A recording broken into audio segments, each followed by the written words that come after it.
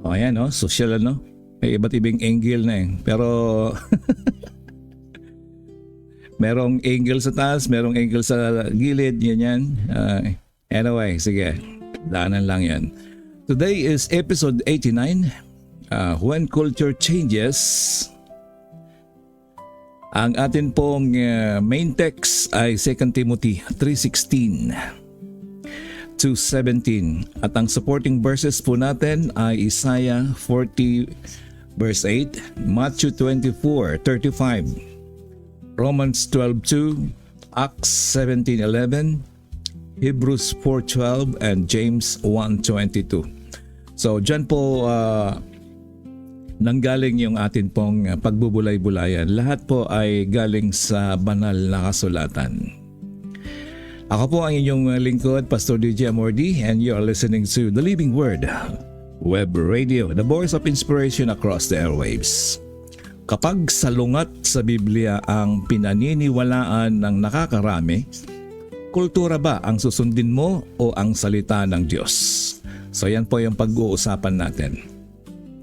Maganda at mapagpalang araw po sa ating lahat sa pakikinig sa inyong lahat. Mga minamahal na kaibigan, mga kapatid, saan mang bahagi kayo ng Pilipinas o dito sa buong mundo ay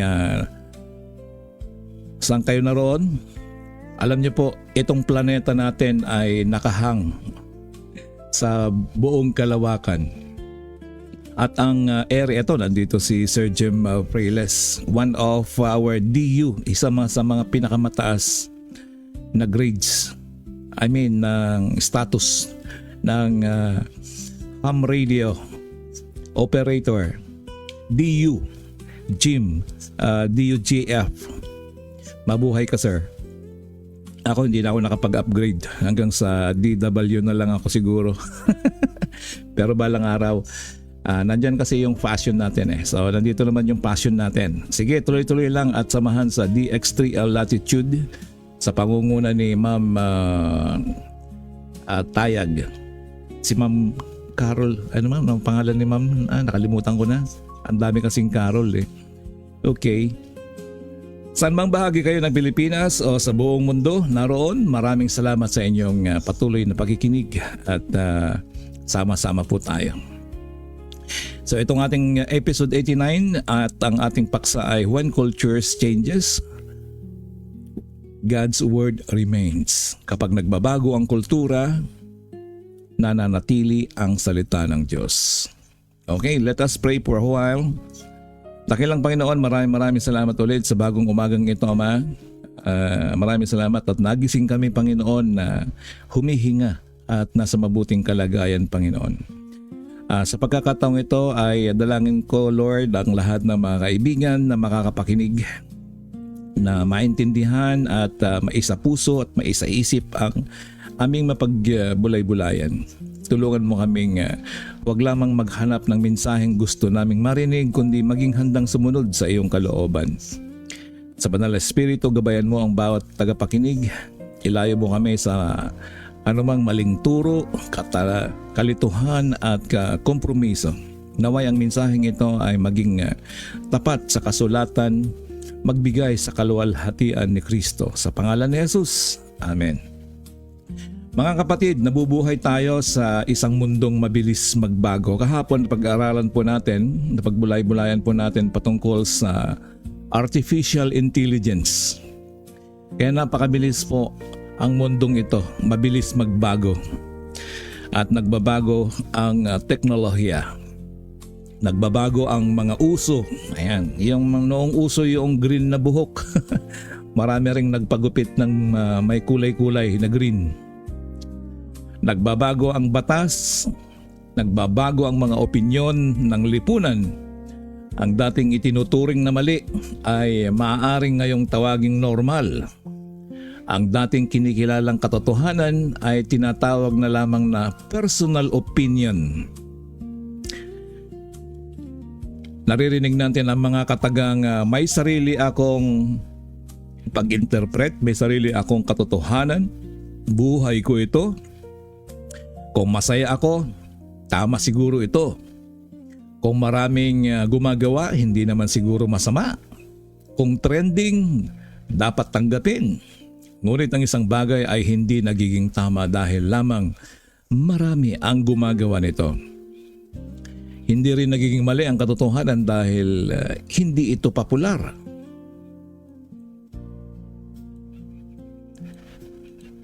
Ang mahalagang tanong ay hindi ano ang uso?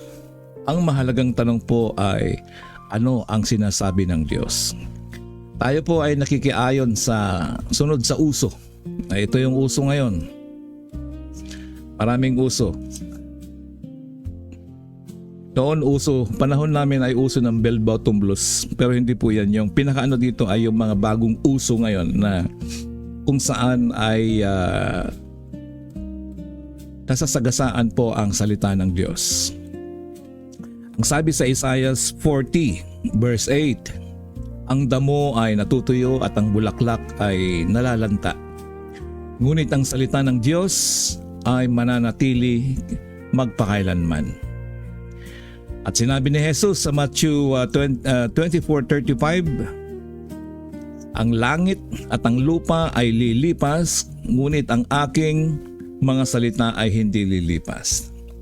Actually po ay napag-aralan natin sa mga nakaraang pag-aaral patungkol dito. Ang kultura ay maaaring magbago, ngunit ang katotohanan ng Diyos ay hindi nagbabago. Sa atin pong main text sa 2 Timothy chapter 3 verse 16 to 17, basahin po natin. Ang lahat ng kasulatan ay kinasihan ng Diyos at kapaki-pakinabang sa pagtuturo, sa pagsaway, sa pagtutuwid, at sa pagsasanay sa katuwiran, upang ang lingkod ng Diyos ay maging ganap at lubos na handa sa bawat gawa o sa mabubuting gawa. Sa dalawang talatang ito ay makikita natin kung saan nagbula ang Biblia. Ano ang ginagawa nito sa ating buhay at bakit kailangan natin itong sundin? Alam niyo, sa lahat po ng bagay ay kailangan po natin ng textbook. No, sa science, katulad ni Sir Jim Preles, no, sa kanyang pagraradyo. May grupo dito ng tinatawag na ham radio. So marami pong textbook diyan. So sa lahat po ng bagay na ginagawa natin po ay merong textbook upang ito ay sundin natin. At ang textbook natin ay ang Holy Book, Holy Bible na ating sinusundan, hindi po ba? So yun po yung binabanggit dito sa 2 Timothy. Ito po ang background ng topic. Ang 2 Timothy ay isa sa mga huling liham ni Apostol Pablo. Si Pablo ay nakakulong at alam niyang maraming malapit na ang kanyang kamatayan.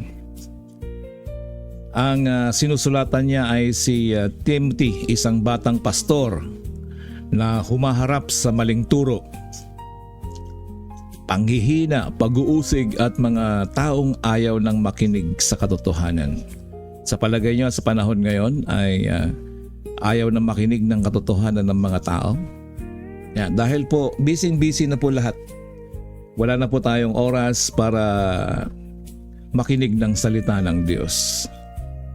Sa 2 Timothy chapter 4 verse 3 ay sinabi ni Pablo na darating ang panahon na ayaw ng tiisin ng mga tao ang wastong aral or ayaw ng pakinggan ng mga tao ang wastong aral.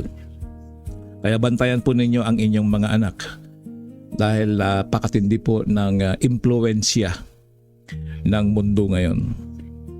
Sinabi ni Pablo yan na darating ang panahon na ayaw nang makinig ang mga tao sa wastong aral.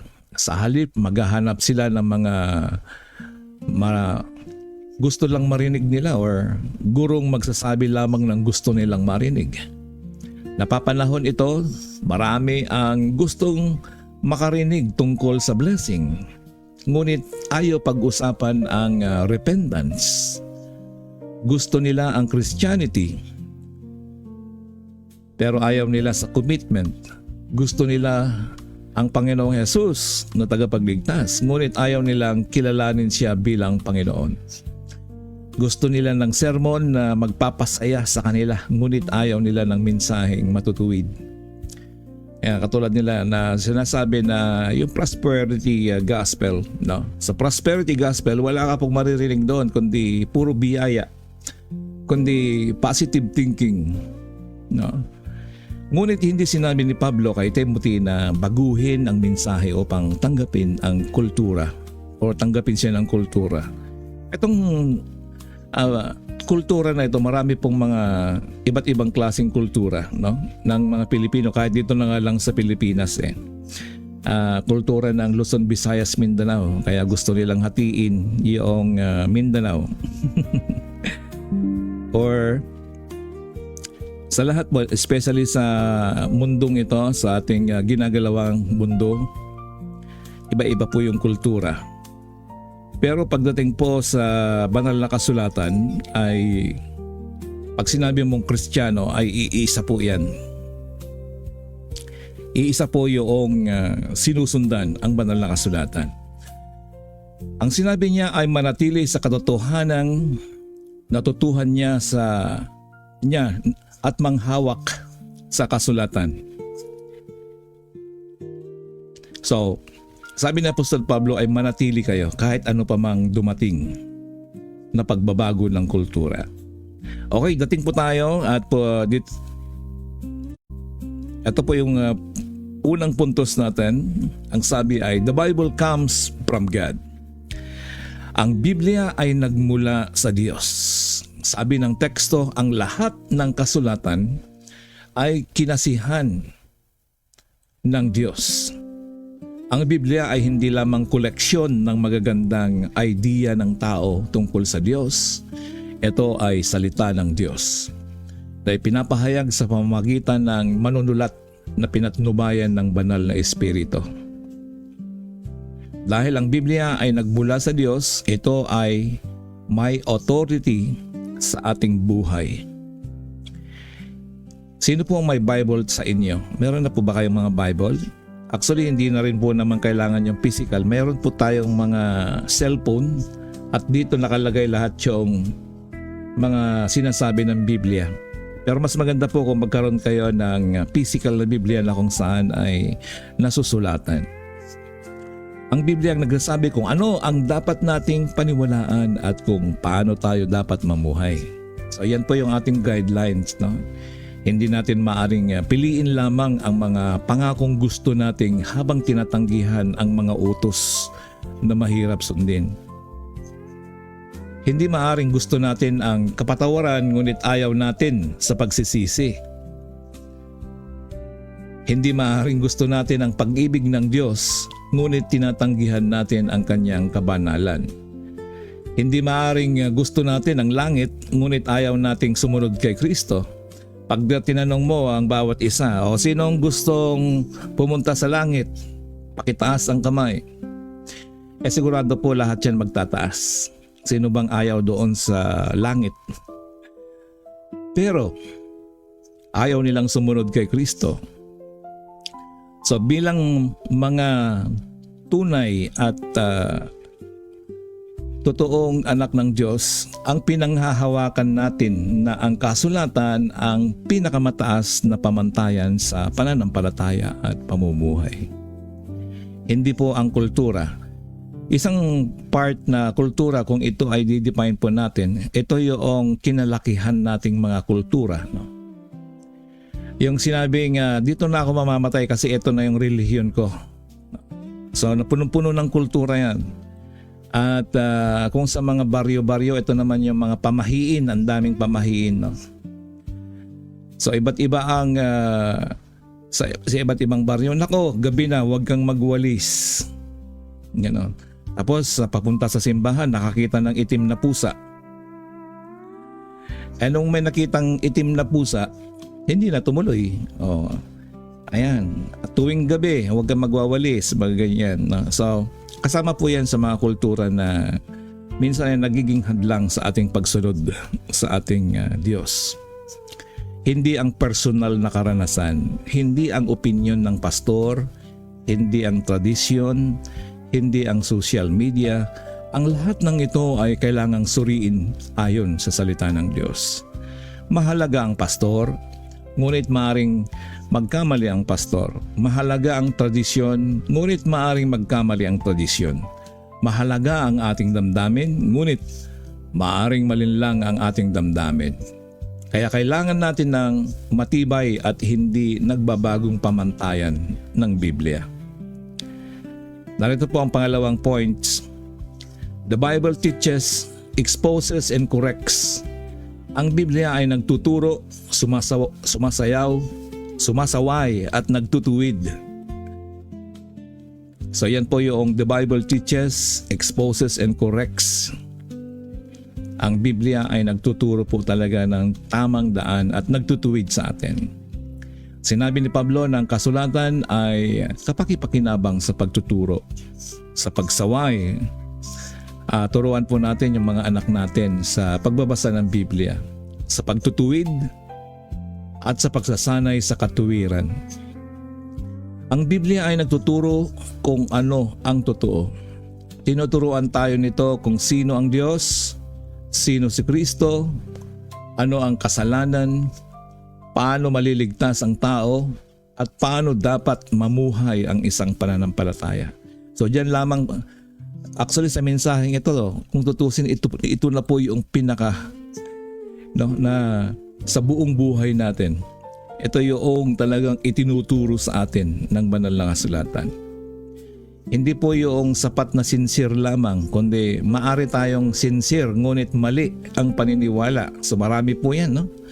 Napakasinsiro nila sa kanilang paniniwala, pero mali ayon sa banal na kasulatan.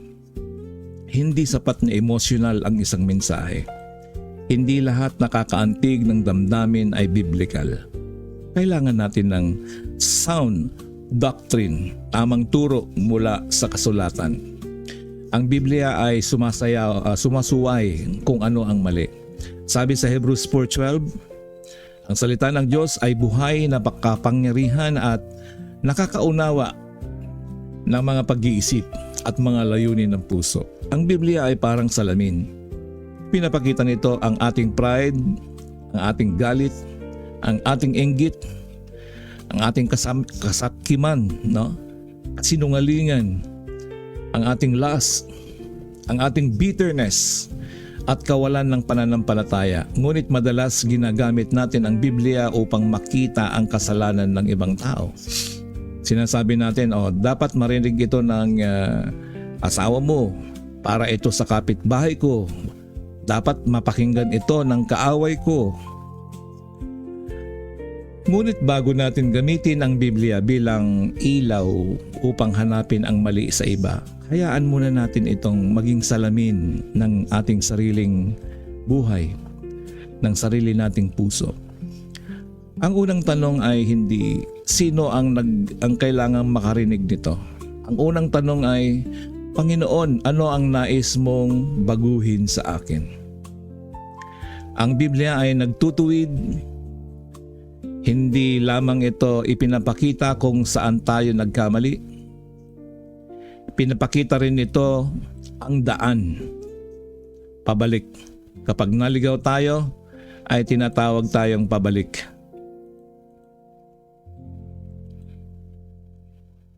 Kapag nagkasala tayo ay inaanyayahan tayong magsisi. Kapag lumihis tayo ay muling nilalagay ng Diyos ang ating mga paa sa tamang landas.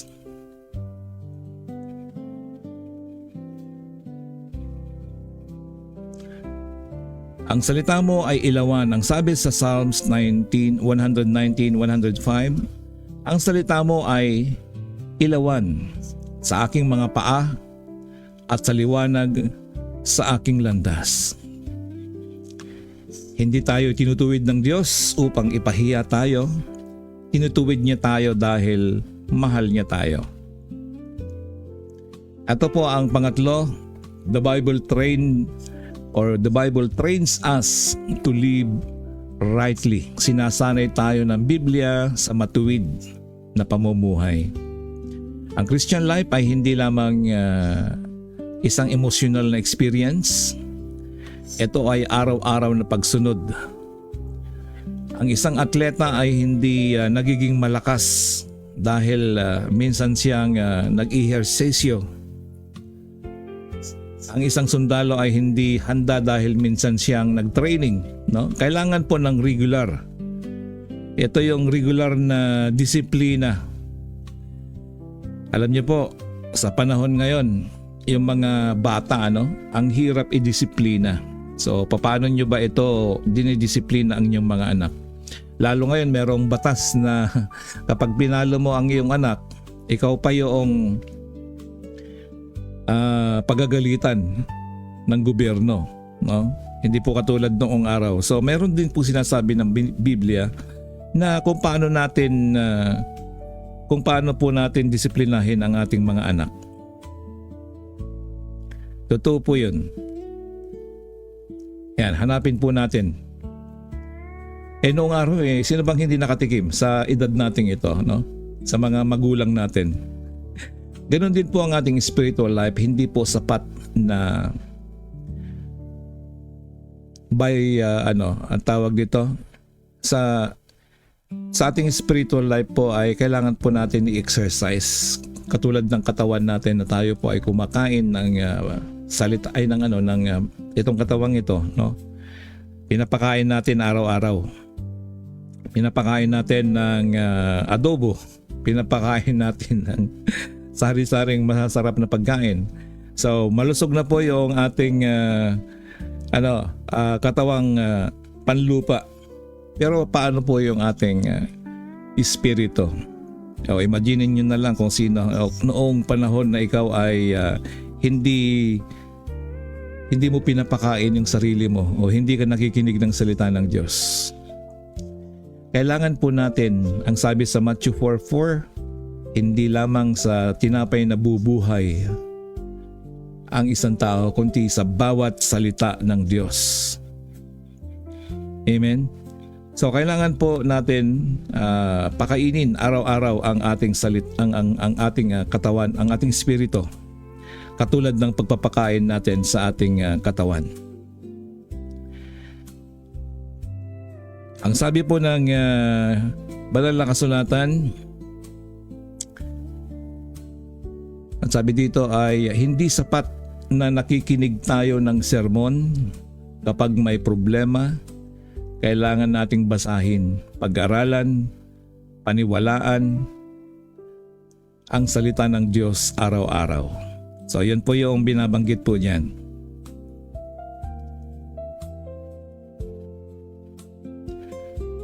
Magpatawad tayo. Kayo po ba ay nagpapatawad o mahirap magpatawad? Magsabi ng totoo kahit mahirap. Maging tapat kahit walang nakakakita. Magmahal kahit hindi tayo sinusuklian. Tumanggi sa mga tukso kahit may pagkakataon. Napakarami pong tukso sa buong paligid natin. Hindi lamang po yung tukso na kundi tuksong kumapit sa patalim. Yun pa yung may kasabihan, no? So, imbes po na kumapit tayo sa patalim, ay kumapit po tayo sa ating Panginoong Diyos. Magpakumbaba po tayo lagi kahit tayo ay nasa tama. Maglingkod kahit walang pumapalakpak. Ang salita ng Diyos ay hindi lamang nagbibigay ng impormasyon. Binabago nito ang ating mga pag-uugali or character. Ito po, number 4, we must follow the scriptures, not the culture. Ang kasulatan ang dapat sundin, hindi ang nagbabagong kultura. Hindi lahat ng bahagi ng kultura ay masama. May magagandang wika, tradisyon, sining, musika at kaugalian. Ngunit kapag ang isang paniniwala o gawain ay salungat sa malinaw na turo ng Diyos, hindi po ito dapat sundin ng mga Kristiyano. Ayon sa Romans 12:2, huwag kayong makiayon sa sanlibutang ito, kundi magbago kayo sa pamamagitan ng pagbabago ng inyong pag-iisip. Hindi natin binabago ang Biblia upang maging katanggap-tanggap sa kultura. Hinahayaan po natin na baguhin tayo ng banal na kasulatan upang maging katulad ni Kristo. Minsan ang paninindigan po sa atin, paninindigan ng katotohanan ay nagiging unpopular, no? Halimbawa, marami po yan. Kapag yung panindigan mo, hindi sang-ayon doon sa kanilang kultura. Kaya minsan you have to align yourself. Medyo umatras-atras ka na kapag salungat sa banal na kasulatan. Kaya ang isang Kristiyano po, marami pong nagsasabi na sila ay Kristiyano at ang aming simbahan ay Kristiyano, no? So ito po yung dapat nating pag-aralan. Kapag kasalungat na po sa Biblia, huwag na po nating sundin. Maaari kang tawaging makaluma, oy, old-fashioned ka naman. Maaari kang pagtawanan, maaari kang mawalan ng approval ng iba o maraming mawalan ka ng kaibigan. Ngunit mas mahalaga ang approval po ng Diyos kaysa sa palakpak ng mundong ito. Gayunman, hindi ibig sabihin na magiging bastos, mapagmataas o mapanghusga tayo. Dapat nating sabihin ang katotohanan ng may pag-ibig. Ang katotohanan ng walang pag-ibig ay maaring maging kalupitan. Ang pag-ibig na walang katotohanan ay nagiging kompromiso. Kailangan natin ng parehong katotohanan at pag-ibig. Ang salita po ng Diyos ay nagiging gabay po natin. Kapag ikaw ay naglalakbay sa dagat, kailangan po natin ng tinatawag na lighthouse. So yan po yun. Ginagabayan po tayo. Nanatiling nakatayo at patuloy na nagbibigay ng direksyon ang lighthouse upang ang lahat ng mga naglalakbay, mga barko ay magiging maayos ang kanilang landasin, maayos ang kanilang dinadaanan. Ganon din po ang salita ng Diyos. Hindi ito nagbabago ayon sa direksyon ng kultura. Hindi ito nagbabago sa katotohanan dahil ayaw nitong tanggapin ng nakakarami. Nananatili itong liwanag sa gitna ng moral at spiritual darkness. Ang problema ay hindi ang liwanag, ang problema ay kapag tumatanggi tayo na sundan ito. Kaya alam niyo po sa Acts 17:11, the Berea Church, ito po yung sample ng mga tiga Berea. Tinatanggap ng mga tiga Berea ang mensahe ng may pananabik. Kaya siguro nandito ka kapatid dahil meron kang pananabik na makinig ng salita ng Diyos. Hindi po ito lahat para sa mga tao, para sa mga pinili lamang ng Diyos. Kung ikaw ay napadako dito, hindi po aksidente ang iyong pagkaparito para makinig ng salita ng Diyos. Ito po ay araw-araw na broadcast. Ipinapahayag ang salita ng Diyos para sa ating mga kaibigan, kapatid. Araw-araw nating sinusuri ang kasulatan upang malaman po natin ang katotohanan. At araw-araw po nating ipinapahayag. Anyway, kapag po tayo ay nakikinig sa salita ng Diyos, nagbabasa, at kapag tayo ay kahit sino pa man kung may narinig po natin, kailangan po nating suriin. Kapag nakinig ka sa sermon, suriin ang Biblia. Kapag may nabasang quotation online, alamin kung totoong nasa kasulatan. Baka may kaya po lagi nating binabanggit na may mga talata po dyan ang salita ng Diyos para malaman natin kung saan galing. Kapag may AI generated explanation, tingnan po natin sa biblical context. Kapag may viral teaching, huwag agad maniwala dahil lamang maraming views. Dahil sikat ang preacher, huwag isipin na tama ang lahat ng kanyang sinasabi. Maging ako. Suriin po ninyo.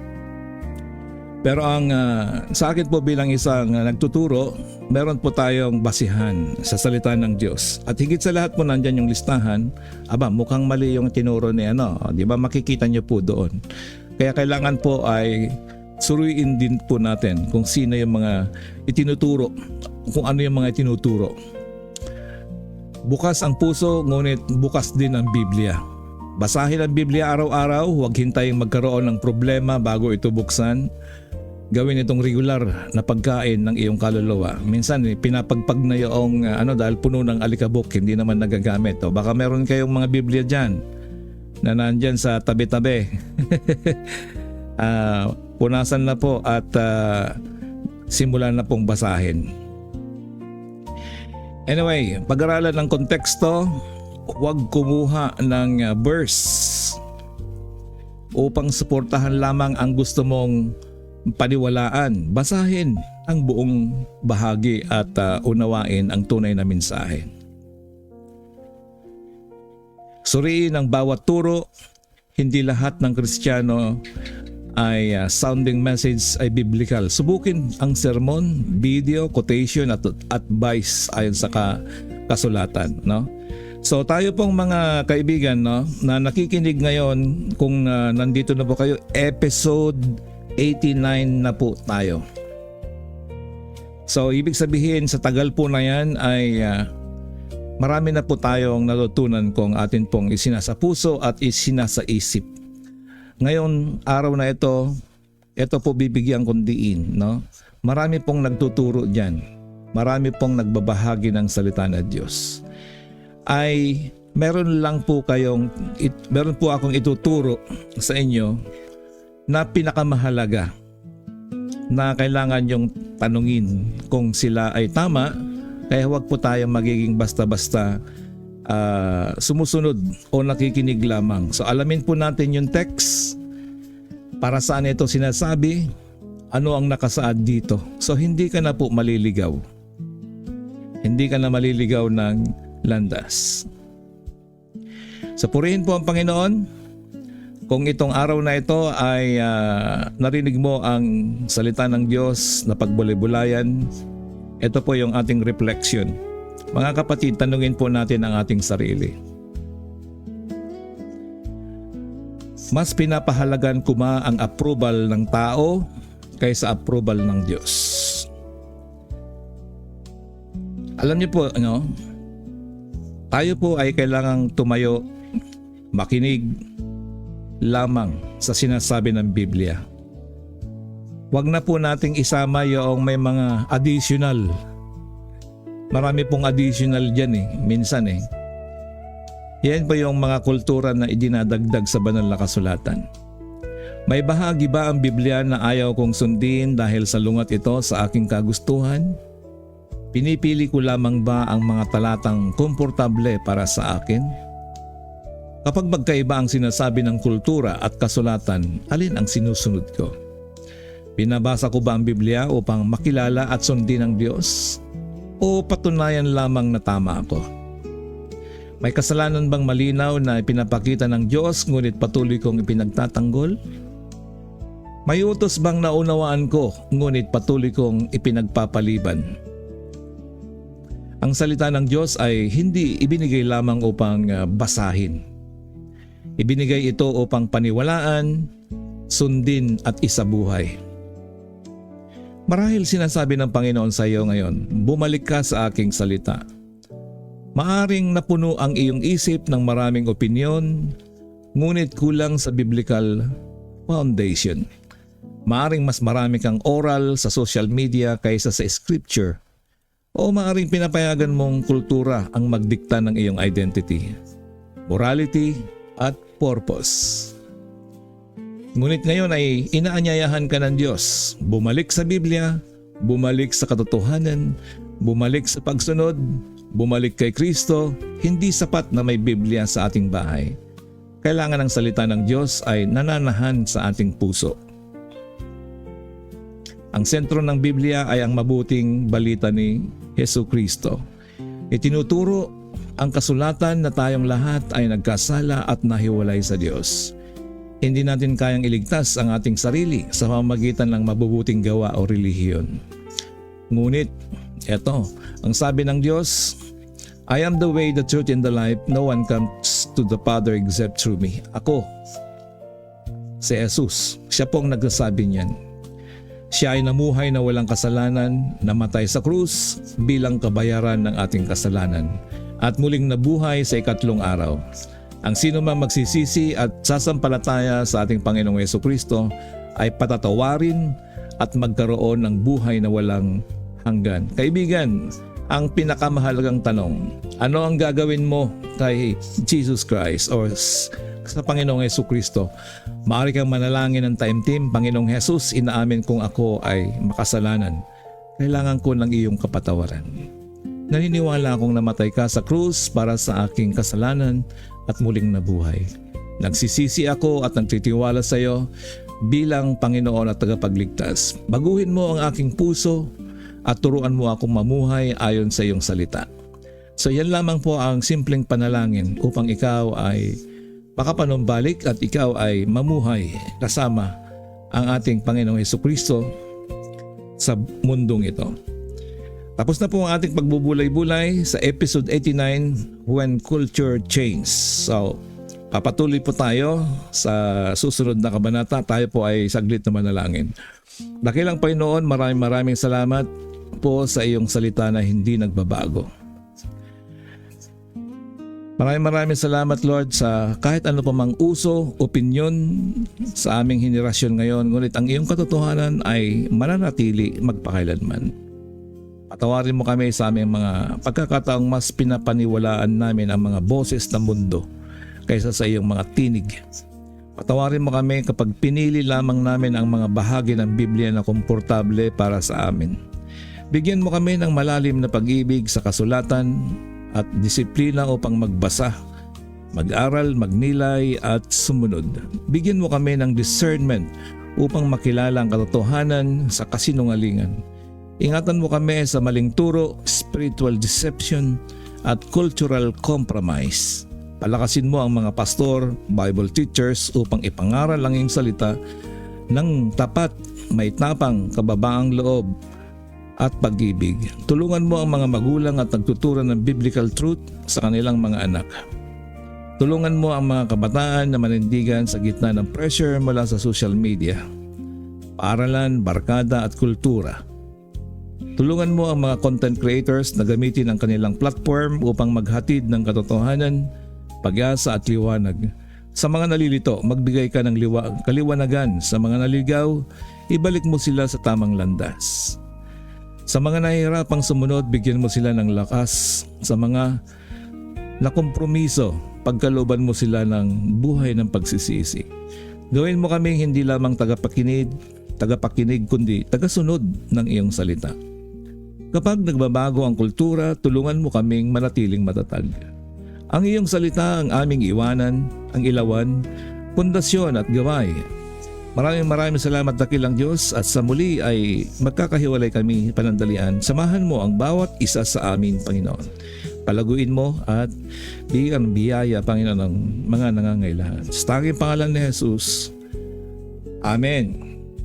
Mga minamahal na mga kaibigan, tagapakinig, maraming salamat sa inyong pagsama sa ating Living Word Web Radio, The Voice of Inspiration Across the Airwaves, Episode 89. Tandaan, culture may change but God's Word remains. Nagbabago ang trend, nagbabago ang opinion, nagbabago ang henerasyon, ngunit ang salita ng Diyos ay hindi kumukupas, hindi naluluma, at hindi kailanman lilipas. Huwag nating baguhin ang Biblia upang masunod o sumunod sa kultura. Hayaan nating baguhin tayo ng Biblia upang maging katulad natin ang Panginoong Hesukristo. Ako po muli ang inyong paglingkod, Pastor DJ Amordi, nagsasabing manatili sa katotohanan, lumakad sa pag-ibig, at itayo ang inyong buhay sa matibay na pundasyon ng salita ng Diyos. Ito ang Living Word Web Radio, the voice of inspiration across the airwaves. God bless you and your family. Okay, maraming salamat po at tapos na po yung ating pagbubulay. At nais kong bumati sa lahat ng mga nag-stay. Magmula kay Ma'am Maripas at Ma'am Caroline, Ma'am Iris Butak, ganun din kila Ma'am Edna dyan sa San Tomas, Ma'am Lydia, and of course kay Pastor Manny Gadingan Nantes, at kay Ma'am Lerma, at ganun din kay Ma'am Alma watching from USA, at kay Brother Reynaldo Alba. Brother Ray, magandang umaga sa iyo at purihin ang Diyos sa buhay mo. And of course kay Sir Aga or Sir Rolando. Maraming salamat po at sa lahat ng mga nakikinig sa ating labas ng ating GC. Marami po tayong naka-tune in dyan pero hindi nakapasok, no? Yan. Okay, so purihin po ang Panginoon sa buhay natin at gayon din kay Kuya Maning, Pastor Maning at Ate Marlene. sa Jesus the Solid Foundation ng Malaring Nagilian Isabela. And of course, and hello kay Ate Mary, kay Dennis, Delilah, Manang Lourdes, and Grace. Okay, so purihin po ang Panginoon. Hanggang sa muli, at kung kayo po ay na-bless o kahit na pakishare lamang po ninyo ang at pakilike na rin po, paki-heart ang ating Facebook. Alright, so purihin po ang Panginoon sa umagang ito at tayo po ay magpatuloy. Ang oras po natin, we got 29 minutes past 18 minutes pala, 6:18 in the morning. Okay, sige po. Maraming salamat at papaalam na po ako muli. Thank you at kita-kits tayo bukas.